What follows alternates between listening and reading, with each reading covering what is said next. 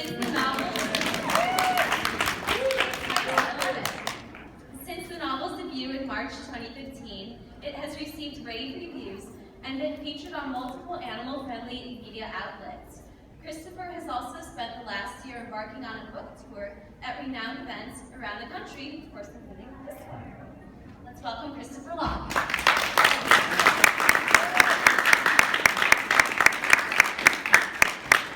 Hello. Let me speak into the mic. All right.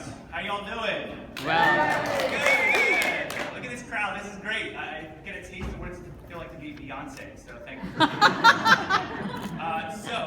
Today, first off, I want to actually say how honored I am to speak alongside Patricia and Ruby.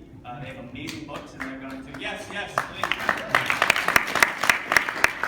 And today, I'm going to be talking about how you can use fiction to inspire people to care about animal issues. And I'm going to do that in a few ways.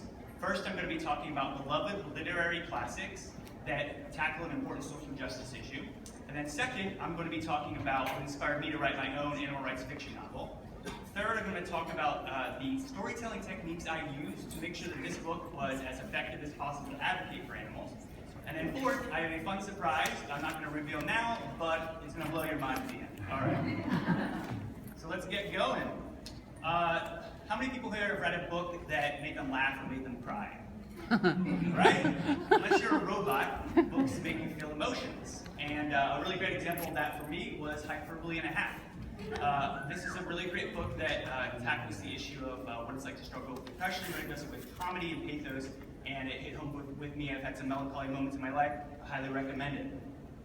What if you take that concept of a book making you feel emotions and you use it to tackle an important social justice issue? Well, we've got some really great examples here. We've got To Kill a Mockingbird, which tackles the issue of racial tolerance. Uncle Tom's Cabin, which I know nowadays has stereotypical characters and can be deemed as controversial. But back then, in 1852, when it was published, this book was incredibly important for the abolitionist movement and actually showed people how horrible it is to be enslaved by other humans. Grapes of Wrath. This book tackles the idea of what the migrant workers suffered through during the Dust Bowl and the Great Depression, and it showed people that they weren't lazy, they were struggling to find work. Then we have The Jungle. This book, interestingly enough, initially was written to show people how difficult it is for the immigrants who work in the stockyards. But what really hit home with people was the concept of how the conditions of the filth, that the food that they were eating was put in. So it actually brought about consumer protection laws. So had a major change on our government. Okay, so what do all these books have in common? All of them tackle some type of issue, but they do it through a character. They get you to care about that issue from really, really loving that character. So I thought, well, what do I do if I take a book and I have animal rights issues, and hopefully people care about those characters and get them to care about animal rights? Which brings me to my own book, Persimmon Takes On Humanity. Let me tell you what inspired me to write this book. In 2004, I read the book Fast Food Nation. Who's heard of it or read this book? When I was a youngster, as some of you are, this was all the rage. And the book hits on the issue of how corrupt the meat industry is, the fast food industry. But every now and then, it had a few things in there about how animals are treated in the industry, which blew me away. And I started kind of thinking about it, and I thought, well, I've always felt guilty about harming other animals. Why don't I look into this more? So I went on PETA.org, I went on animalequality.net, farms website, you name it. I started doing research. And what I came across shook me to the core. And I'm going to show two images. They are upsetting for anybody who cares about animals. And these are the type of things, though, I think it's important to show because this is what inspired me. I'll do it quickly. Animals, cows in the meat industry, how they're slaughtered, and how horrific that is. You have chickens in the broiler industry and how horrific their conditions are. For example, their waste is on the ground and it actually burns their skin where the only place they can sit down. I'll get off the image so it's not to be so upsetting. So I saw those images and I was like, I'm a progressive person. I care about women's rights, LGBTQ issues. I care about everybody having respect and being treated equally. And unfortunately, I realized that when it came to animal issues, my ethics and actions were not in line with my ethics. So I was like, I need to change that. If I want to consider myself to be a decent person, I need to change my ways. So I became vegan, and it was the best decision of my life. And basically that means that you don't eat animals, you don't wear them, you don't do anything that exploits them, things like circuses and zoos as well. So I thought, well, I not only for me want to not hurt animals, I want to tell other people. I thought if I just go out there and talk to people about the issues, hopefully it'll inspire them to go vegan. And every person I've ever met became vegan afterwards.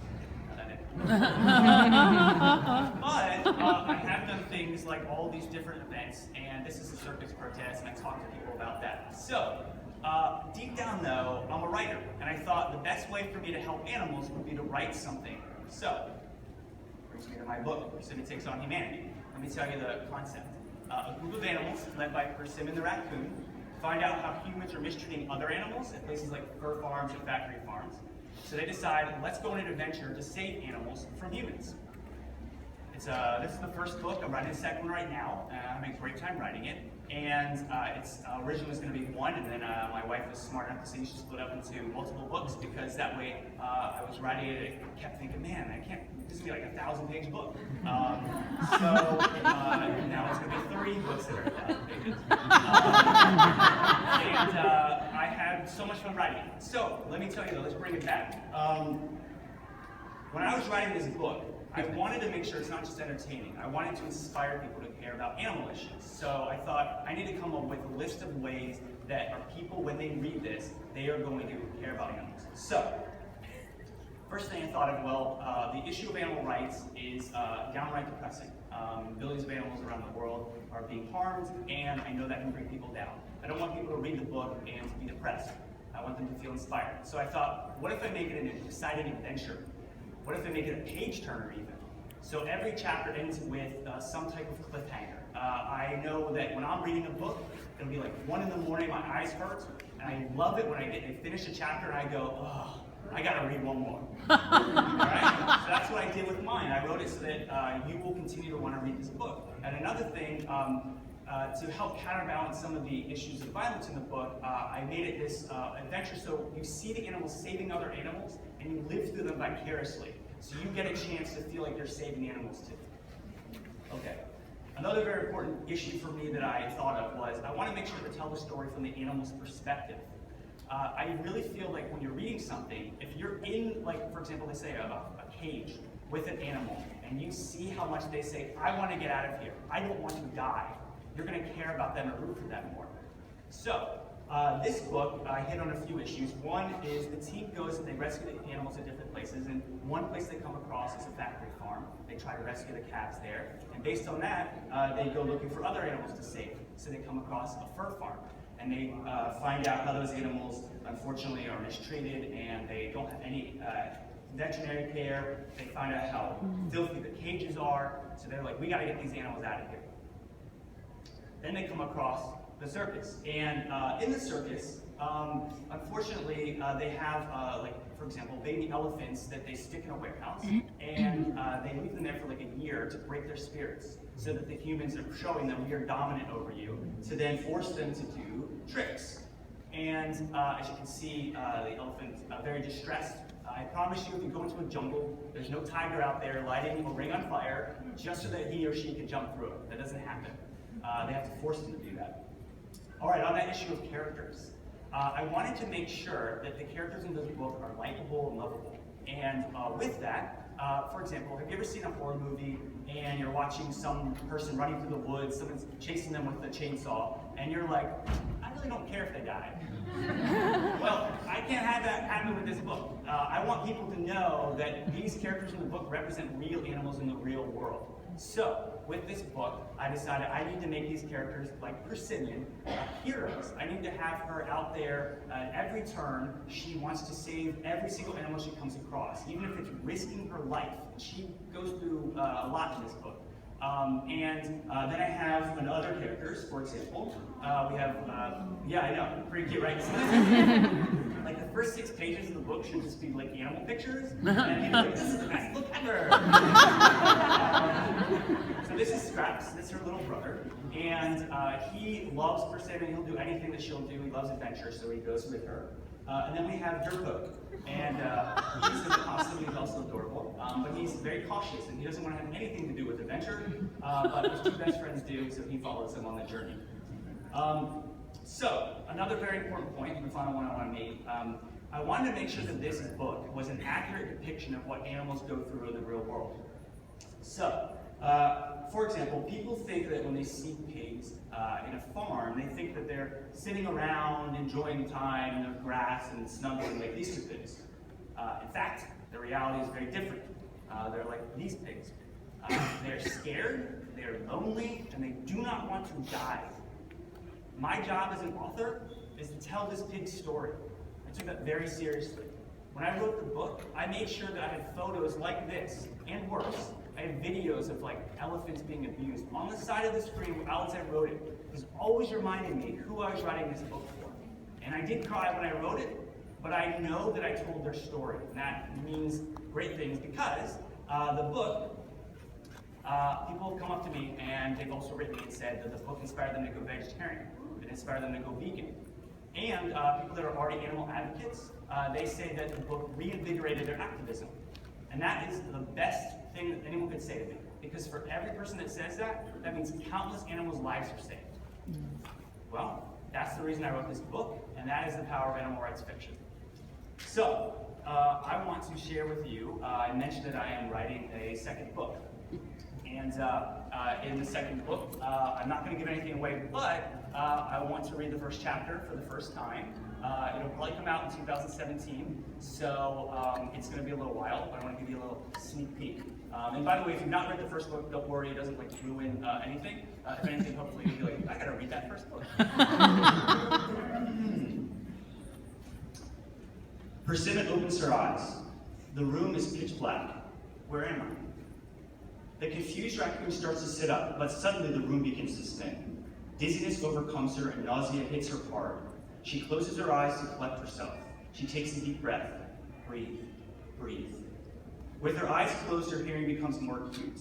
She can hear other animals in the room with her, weeping, moaning. She quickly pops her eyes back open. They're in pain. I need to help them. Persimmon goes to hop up, but she realizes there's metal wire all around her. She's in a cage.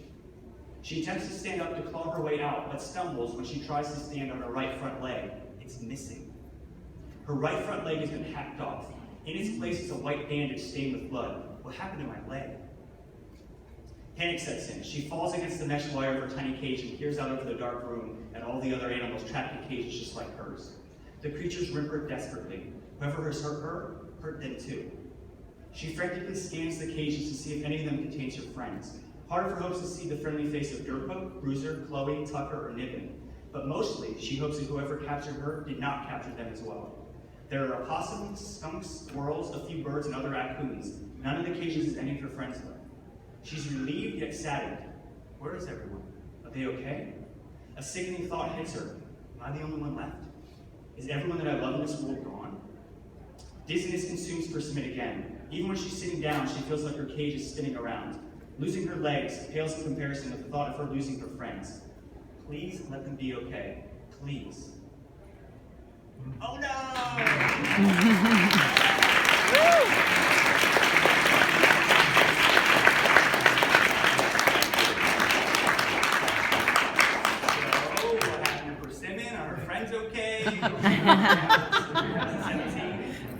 I cannot tell you how much it means to me to have all you all here. And again, I have a table here, so I'm just across the hall there. Please come say hello, get a book. Thank you so much for coming. And again, thank you for coming to AR.